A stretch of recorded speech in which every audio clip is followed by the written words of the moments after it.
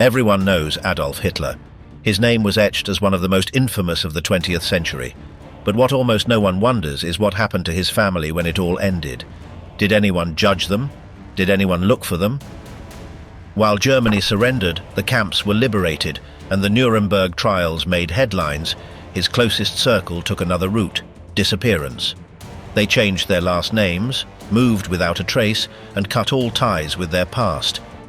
Some crossed borders with false papers, others invented new identities and never told where they came from. There was no joint plan, no conspiracy. It was a common reaction: survive by getting away from the most hated last name in the world. This is the story of a family that decided to erase themselves completely. What happened to Adolf Hitler's relatives after the collapse of the Third Reich? When everything fell apart, having the last name Hitler was a problem no one wanted to have. Not only because of the historical burden it carried, but because of everything that remained in his name: houses, money, furniture, documents, cemeteries, and even copyrights. What came next was not a formal order, but a lot of small decisions that pointed to the same thing: to erase any legal or material trace that could link someone to him. In Germany and Austria, the first actions came from public offices. They knew that any property connected to the dictator could generate controversy, become a place of worship, or even a source of conflict. So they took the lead and began to confiscate everything without explanation. In Bavaria, for example, the land where he had lived was expropriated without announcement. It was not offered to anyone, not even relatives. It passed into state hands and was off the market. The same happened with papers, letters, portraits, or furniture. Everything that could be used to build some kind of legend was removed or locked away. In parallel, civil registries also began to block any procedure that mentioned that last name. Heritages, successions, or claims that included the name Hitler were immediately archived. They were not processed. They were not answered. They simply stopped there. It did not matter if they were direct relatives or distant relatives. For the new governments, no one with that name should receive any kind of benefit. Cemeteries also entered the equation.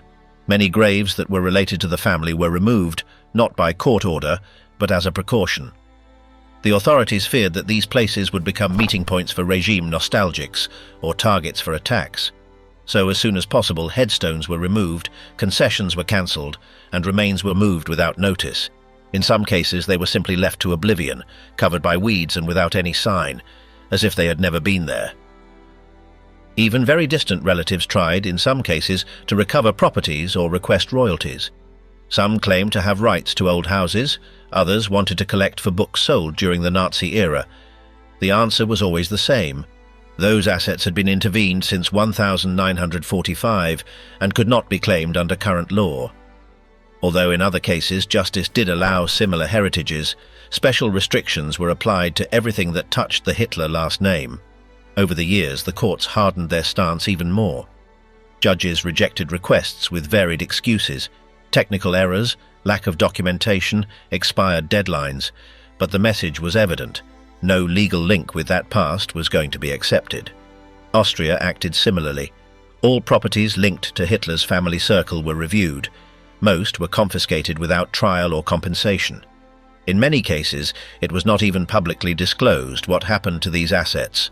Some were simply closed, others remained in the hands of the state without assigned use. The important thing was to prevent anyone with political intentions from claiming them in the future. Measures were also taken regarding personal belongings. Any possession of the dictator's close circle was declared unsellable. Its sale, export, or reproduction was prohibited.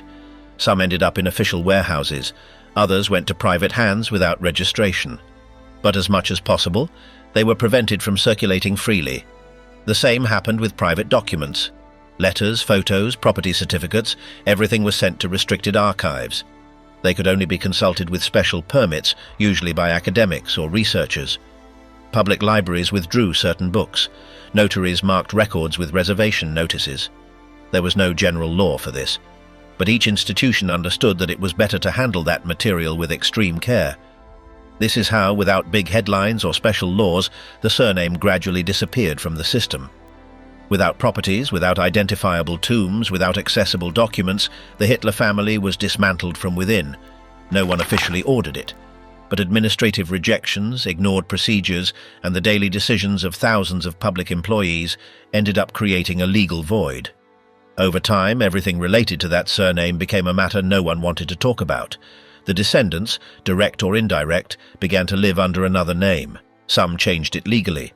Others simply used a modified version. Many disappeared from the records. They left no clues. They did not keep photos or papers that linked them to their past. Decisions were made in private, within each home, without a joint plan or instructions. It was a matter of surviving in silence. In immigration records, people appear who left the country right after the end of the war with ambiguous documents, some with incomplete data, others with identities they later never used again. They moved across borders, using papers of deceased soldiers or names taken from acquaintances. As soon as they settled in a new place, they left their original history behind. They did not look back. There were those who lived their entire lives this way. Their children were born with the new identity. Their grandchildren grew up knowing nothing. In many cases, the topic was not even discussed within the family. If someone asked, they answered evasively. Old photos were destroyed. Memories kept in closed boxes. In small towns, no one asked many questions. It was normal for people to arrive without papers or a clear history. Some of those who carried Hitler's blood lived and died like any other neighbor without anyone knowing. In other cases, they opted for completely different surnames. Some chose very common names. Others looked for foreign options that did not sound German. In censuses, often only one letter is changed from the original. That little trick was enough to go unnoticed. The greatest effort was within the families themselves. Children were asked not to ask about their grandparents, not to talk about the past at school, not to trust strangers. Traces were erased, letters were burned, portraits were thrown away. No one wanted a poorly explained connection to jeopardize an entire life. Allied military archives contained interrogations of individuals using false identities. Sometimes they were discovered by a forgotten letter or someone who denounced them. In almost all cases, they offered a prepared parallel story. Some were convincing, others were quickly dismissed. But in general, if there was no evidence of crimes, officers closed the case and moved on to the next. Some ended up in Latin America, especially in German communities in Argentina or Brazil. There they could live without attracting attention. They shared language, customs, and no one asked too many questions. They used common names. They worked in the countryside or in simple trades. They avoided politics, meetings, photos. To maintain anonymity, they chose professions that did not involve exposure. Carpenters, farmers, office workers. They did not appear in the media. They did not write letters abroad. They lived attentive to what they said and to whom they said it. They knew that a single misplaced word could jeopardize everything. And when the children began to suspect, the answer was always the same. Don't ask. Some learned the truth shortly before their parents died, others never. They carried that doubt forever. Even today, part of that lineage lives under identities created more than half a century ago. They have said nothing, they have not appeared in the press, they have not told their story. Thus began the silent erasure of an entire family, not with laws or trials, but with private decisions, altered archives, and discreet moves. A process that did not make headlines but was more effective than any public condemnation. Having the last name Hitler after 1945 was a burden no one wanted to bear. Most of the surviving relatives chose to hide it. Some changed it immediately. Others learned to live under borrowed names. It was not an ordered strategy, but a reaction to protect themselves. If that name appeared in any document, the rejection was immediate. There are records of people who left Europe with passports issued at the last minute, full of imprecise or incomplete data. Many of them used names that were not their own. Some adopted the identity of dead soldiers, others borrowed the names of acquaintances. Once across the border, the past was left behind. The new life began from scratch without explanations. Some maintained these identities their entire lives. Their children were born with these invented data. They went to school, got married, and grew old without knowing the true origin of their family. Within the home, the past was not discussed. Photos disappeared. Documents were destroyed. Questions were answered evasively. In rural towns in Austria or remote areas of Germany, families arrived with vague stories. No one was surprised. It was common to see displaced people without papers. Some of them were relatives of the dictator, hidden among the people. They worked in small businesses, manual trades, or administrative tasks. They did not want attention. They went unnoticed. and that was exactly what they were looking for. Many chose generic surnames. Some modified just one letter. Others took foreign names to avoid suspicion. In official records, there are entries where only one vowel differentiated the new name from the original. It was enough not to attract attention. But the most delicate operation took place inside homes. Children were asked not to talk about the past, not to say the real last name, not to mention their grandparents. In many families, old photos were destroyed and letters were hidden. Everything that reminded them of their origin was hidden or completely eliminated. Allied powers kept records of interrogations conducted with individuals using altered identities. Sometimes they were discovered by a forgotten letter, a photograph, or a denunciation. When that happened, almost all reacted the same way. They had a parallel story ready to tell. Some were convincing, others not so much. But if there were no clear links to regime crimes, the case was closed, and they were not bothered further. Some relatives settled in South America. They were not many, but enough to go unnoticed among German-speaking communities. In Argentina, Brazil, or Chile, several found refuge in rural regions or quiet neighborhoods of large cities. They spoke the language, shared customs, and no one asked too many questions. They blended in easily. They used simple names. They led uneventful lives. One of the most effective ways to maintain anonymity was to choose jobs without visibility. Many were laborers, farmers, mechanics, or office workers. They avoided any kind of prominence. They did not appear in photos, did not talk to journalists, and did not participate in associations. They lived a low profile, not out of humility, but out of strategy. Even when the children grew up and began to suspect, the parents preferred not to explain anything. They said it was better not to stir up the past. In some cases, they only told the truth shortly before dying. In others, the secret was kept forever. There are descendants who still do not know that their grandfather carried the last name Hitler. Meanwhile, people emerged claiming to be part of the family without real proof. Some claimed to be illegitimate children of the dictator or his siblings. Others claimed to be nephews, grandchildren, or distant cousins. They showed handmade family trees, blurry photos, or inherited stories. None provided official documents. But that did not stop them from seeking media attention. One of them appeared in France, saying that his mother had confessed to him on her deathbed that he was Hitler's son. According to him, the biological father had been a German corporal during the First World War. He claimed to have letters, memories, but never presented a single solid piece of evidence. Even so, he was interviewed on television and received media coverage. Another case occurred in Eastern Europe. A man claimed to be a descendant of an uncle of Hitler. He called himself the last Hitler, carried the last name on his passport, had striking tattoos, and participated in sensationalist documentaries. He showed no proof, but he gained minutes of fame. These supposed heirs shared a pattern: vague stories, weak evidence, and a lot of exposure. When questioned, they spoke of lost documents, burned archives, or dead witnesses.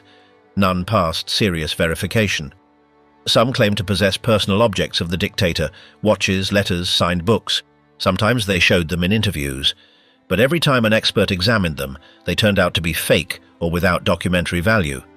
In some cases, the dates did not even match.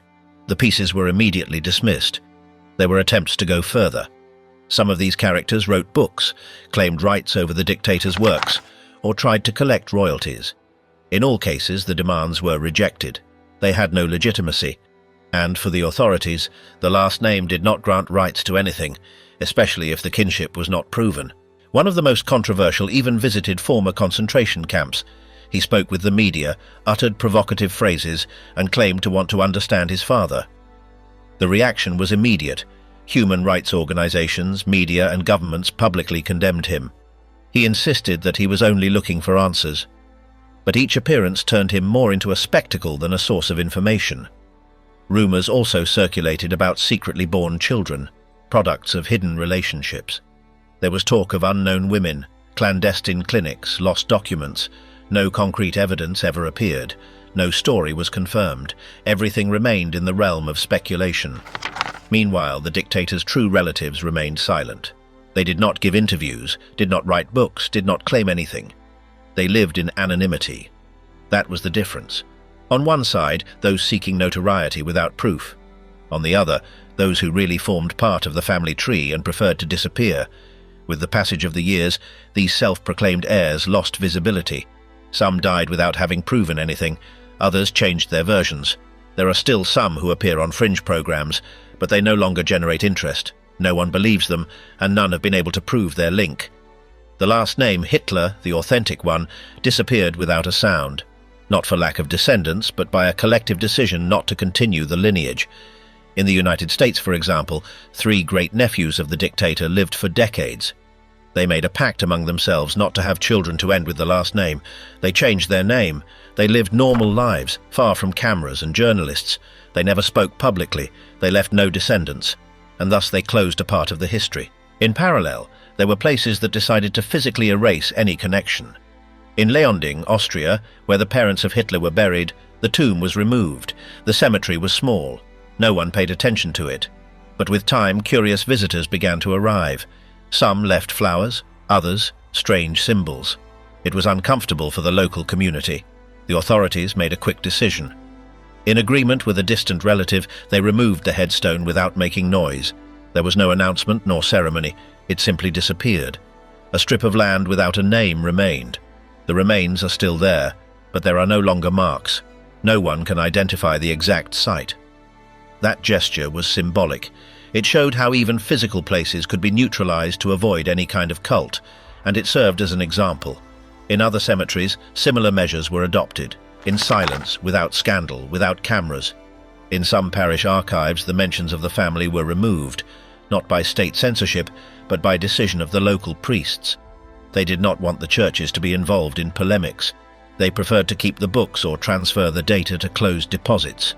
The military and judicial archives also collaborated with that erasure. The requests for name change presented by people linked to the last name Hitler were approved quickly, without asking for too many proofs. The officials understood that it was better not to ask questions. This is how, in a few years, the most infamous last name of the 20th century was disappearing from all sides. From the papers, from the tombstones, from the school records, and also from the daily speech. No one wanted to pronounce it.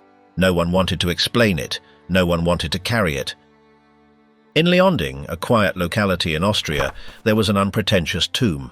It was the sepulchre of the parents of Adolf Hitler. For years it passed unnoticed, until visitors with other intentions began to arrive. Some came by curiosity, others by admiration, a few to leave symbols. The tomb ceased to be one more. It began to attract glances. The cemetery was not prepared for that. The neighbors felt uncomfortable. The complaints began. They did not want their neighborhood to transform into a place of pilgrimage. The administration of the place took note and acted quickly. In agreement with a distant relative, they removed the headstone without making any announcement. There was no press. There was no ceremony. Only one morning the stone was no longer there. The land remained the same. The bodies were still there, but there were no longer any markers. No date, no name, no cross. Only an empty space. No one could point with certainty to where the remains were. Thus, in silence, a chapter closed, not by decree but by common sense. No one left flowers again. No one filmed again. The community understood that oblivion was more effective than any sanction. This case set a trend. Other localities made similar decisions.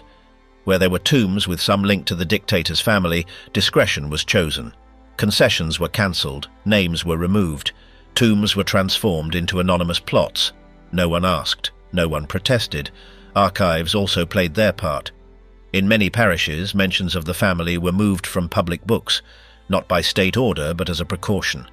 The parish priests understood that these names could generate controversy.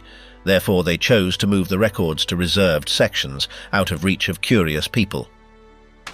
When the Allies won the war, one of their first steps was to locate Hitler's living relatives.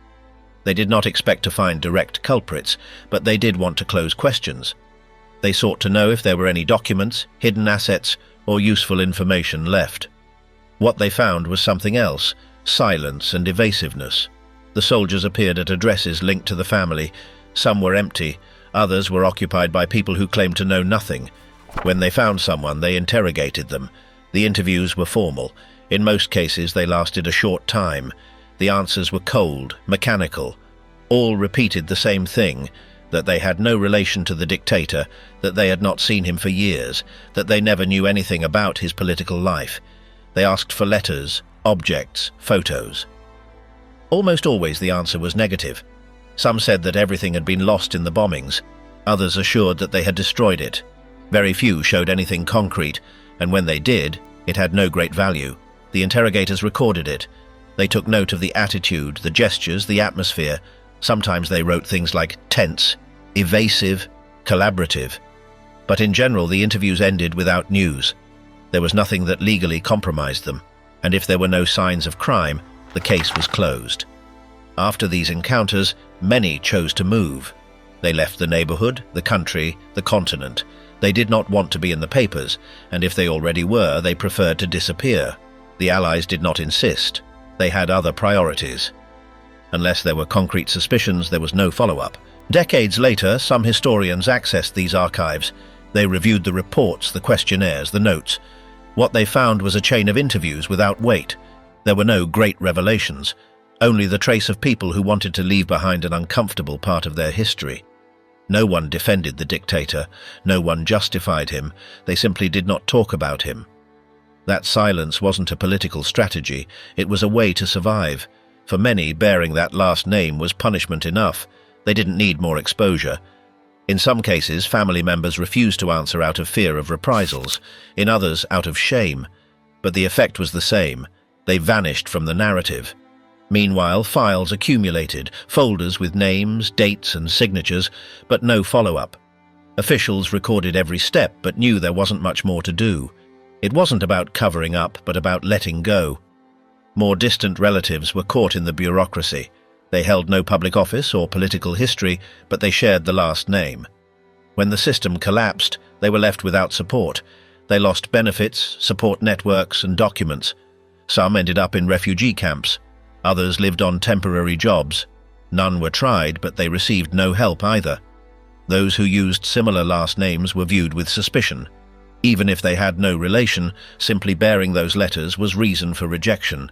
Many applied to change their name. Others disappeared from records. The post-war administration lacked the resources to follow every case. If they weren't flagged as criminals, they were let go. In the following years, people with similar names appeared in official documents. Some might have been family members, but no investigation was launched. The priority was reconstruction, not opening old wounds. The Red Cross attempted to reunite families. It received thousands of petitions. Some mentioned relatives linked to the regime, but these cases were marked as sensitive and filed without a response. The system couldn't handle more burden. In Austria, something similar happened. Notifications of embargoes, summonses and sanctions were sent. Some never replied, others returned the envelopes. Many were registered as not located, and the state didn't insist. In rural church records, names close to the dictator's family circle appear. The dates and locations match, but there's no proof. Some died without leaving descendants. Others are listed as deceased with no details. No one asked for an investigation. No one claimed anything. Bureaucracy did the rest. Spelling errors, lost files, incomplete forms. What would have been a problem at another time became a solution. That's how they disappeared, without needing to hide, simply by taking advantage of the disorder. Today, it's almost impossible to trace these relatives. There's no data, no clues, no inheritances. It wasn't a conspiracy. It was a sum of fears, exhaustion, and a desire to erase the past. The new administration didn't register them, and they did nothing to appear.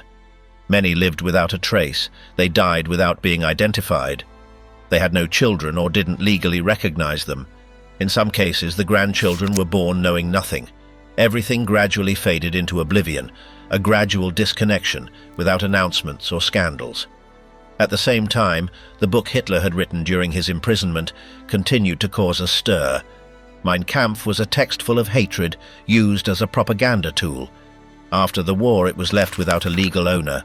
There were no heirs. No one knew what to do with it. The state of Bavaria took custody of it. For years, it refused to republish it, not by law, but by political decision. No one wanted it to circulate again.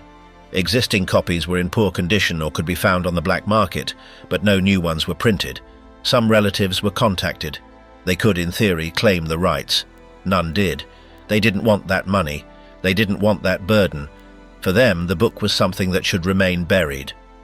On On occasion, rumors circulated that certain publishers were paying royalties to descendants. It was never proven. There are no records of transfers. What was earned from that book remained in frozen accounts or was absorbed by the regime. No one collected after 1945. Even extremist groups avoided directly linking themselves to the text. They used it, they quoted it. But when it came to legal rights, everyone withdrew. No one wanted to sign anything. It was a cursed book. In recent years, the veto was lifted. Some publishers decided to publish it with critical comments, not as a tribute, but as a historical document. They included warnings, analyses, explanatory notes. It was more a study than a traditional edition. In that process, an attempt was made to locate family members to ask for their opinion. There was no response. Some had already died. Others lived under different names. The few identifiable ones rejected any contact. They did not want to know anything, neither to talk, nor to sign, nor to participate. There were proposals for the profits to be allocated to victims of the regime. Some organizations supported it. Others considered it unnecessary. In no case did family members appear. For them, that book did not exist. It was not part of their inheritance. Thus, Mein Kampf remained floating. No one defended it. No one claimed it. No one wanted it. It was an orphaned text, written by a man who died without leaving a legitimate legacy. An abandoned book, rejected even by those who knew him best. The last name Hitler, even then, had disappeared from almost all records. Those who bore it hid it. Those who knew it avoided it. In the Germany of 1950, saying that name was almost a moral crime. People whispered it if they said it at all. Many asked to change it. They justified it with personal excuses. But everyone knew the truth. That name was a burden. In job interviews, in hospitals, in schools, simply pronouncing it was enough to close doors. It did not matter who you were. The last name was enough. The book that Adolf Hitler left written, the one he dictated during his confinement, continued to be an uncomfortable piece after his death. It was not just a text. It was a legal, symbolic, and editorial bomb. There was no direct heir. He left no children, and the will barely mentioned his inner circle. Without a clear legal recipient, the state of Bavaria assumed control of the work. They did not make an official announcement, but for decades they blocked any attempt at re-edition. It was not a written prohibition, it was a political decision, not to allow the book to circulate freely again. Old copies continued to exist, but in poor condition or hidden in private libraries. If someone wanted to read it, they had to get a clandestine copy, used on poor paper. There were no modern editions, no authorized reprints. In parallel, some distant relatives were contacted. Legally, they could have claimed rights, but none showed interest. For all of them, that text was untouchable. No one wanted to have anything to do with it, neither for money nor for memory. There were occasions when lawyers analyzed whether it was feasible to file a lawsuit for royalties. It never materialized. Not a single relative wanted to be associated with that cause. For them, the book was like a cursed object. Some thought that any attempt to recover benefits would only serve to further tarnish their lives. Rumors circulated of secret payments or retained funds. It was said that certain publishers tried to send money to accounts associated with the family, but bank records showed no movements. Everything that was earned with that book during the regime remained in the hands of the Nazi structure and was then absorbed by the new state. No family member received payments, no claim prospered. Even the most radical sympathizers avoided formally linking themselves to the text. They used it as a reference. They mentioned it in meetings, but when it came to assuming ownership or rights, no one took the step. It was too dangerous, too compromising. When the copyrights were released decades later, some publishers decided to bring it to light. They did not do it as a regular re-edition. They accompanied it with analysis, critical notes, and warnings. It was a book turned into an object of study. No one promoted it. No one celebrated it. It was simply presented as what it was, a historical document marked by hatred and disaster. During that process, an attempt was made to contact possible heirs for their opinion. There was no response. Some had already died. Others lived under different names. The few identifiable ones rejected any connection. They did not want to participate, nor have a part, nor be mentioned. They refused to appear, and the silence was total. It was discussed whether the profits from these annotated editions should be allocated to victims' organizations. Some accepted. Others said they preferred not to touch that subject. What became clear was that no descendant wanted to appear on the scene. They did not want to be part of even a symbolic reparation. For them, that book should never have existed, and any attempt to revisit it only reopened wounds. Meanwhile, the last name Hitler continued to disappear from civil registries, censuses, and legal documents. In the 1950s, carrying that name in Europe was synonymous with rejection. It did not matter if the person carrying it was a child, an elder, or someone who had never had dealings with the regime. The effect was the same. No one wanted to see it or hear it. In Germany and Austria, hundreds of people requested to change their last name without giving reasons. Some barely altered it, a changed letter, a replaced vowel. Others chose common last names. Any modification served to erase the connection. In many cases, the procedures were approved without objections. Officials knew what it was about. No explanation was needed. In other countries, similar changes also occurred. In America, Asia, or Australia, the last name Hitler continued to generate fear. There were schools that did not want to accept children with that name, companies that avoided hiring them, families that preferred not to associate. The stigmatization was immediate. Not even a history was asked for. The name was enough. Some tried to maintain it, out of pride, principle, or simple stubbornness. They lived with it, enduring stares, questions, and exclusion, but these were exceptions. Most, over time, ended up modifying or hiding it, even those who claimed to have nothing to do with the dictator. In notarial records, there are change requests that include phrases like, "for personal reasons," "to protect my family," or simply for private reasons. They never openly said that they wanted to cut ties with the past, but the reason was evident. No one wanted to be the last Hitler on paper. With the passage of the decades, the last name was almost completely erased. Not by law, not by obligation. It was a collective, silent decision, assumed by those who bore it. In offices, hospitals, banks, and schools, it stopped appearing, and those who still kept it used it as little as possible. Meanwhile, state records also helped build that oblivion. In Germany, some archives included internal notes indicating that any request with that last name should be handled with care. It was not censorship, it was precaution. Officials understood that a poorly made decision could generate scandals. In Austria, similar measures were taken.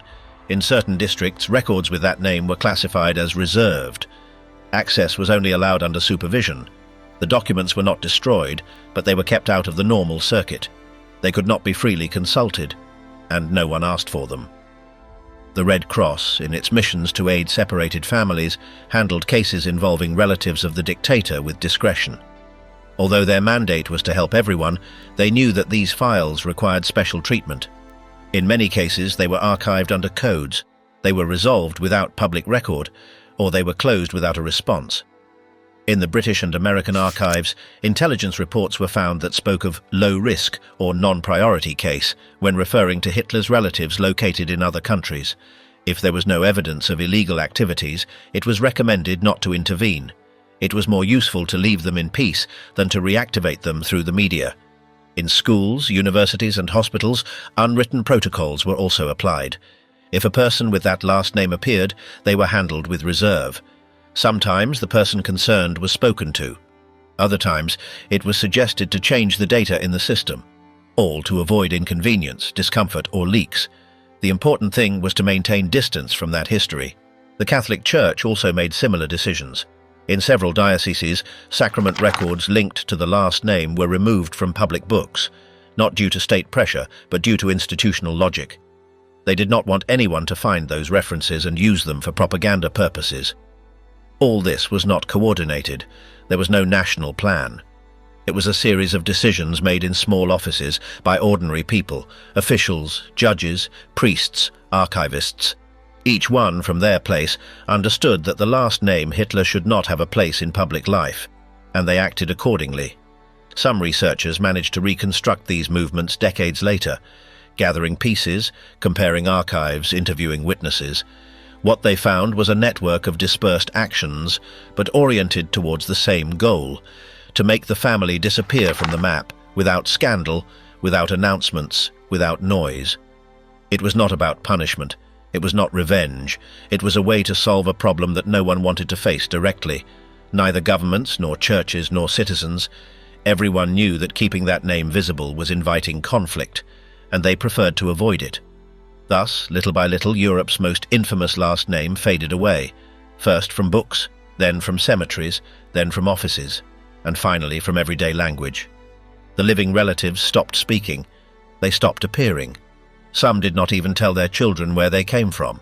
Forgetting was more effective than any law, more lasting than any conviction. It was achieved without cameras, without courts, without headlines. It was a long process, made of thousands of small decisions, and it worked. Today there is no public trace of the family. There are no properties, no monuments, no claims. Only isolated documents, fragments of loose stories, and almost total silence. Hitler's lineage did not end with a trial or a scandal. It ended with a chain of procedures, with a generation that chose to remain silent, and with a society that understood that sometimes disappearing is the only way out.